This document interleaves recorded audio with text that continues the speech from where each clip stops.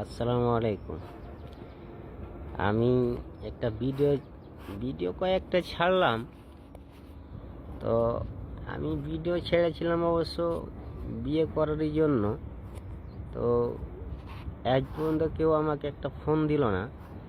আর মোবাইলে দেখি যে আমি এই করব, বিয়ে করব, সেই করব, আমার বউ নেই, আমার কে বলছে আমার স্বামী নেই, কে বলছে আমার স্বামী মারা গেছে, কে বলছে আমার বিয়ে হয় না, কে বলছে আমার ডিভোর্স, আমাকে ছেড়ে দিয়েছে।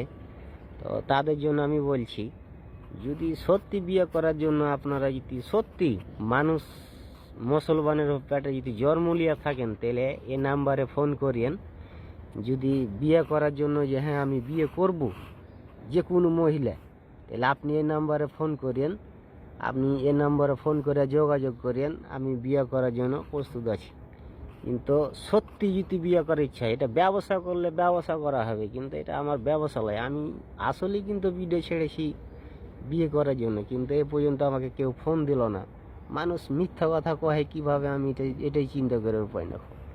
মানুষ মিথ্যা কথা কহে কি শান্তি পায়, কি লাভ হয়? আপনি ব্যবসা করছেন, ব্যবসা করেন, এসব নাম্বার দিয়ে আবুল পাবুল নাম্বার দিয়ে না করলে হয় না।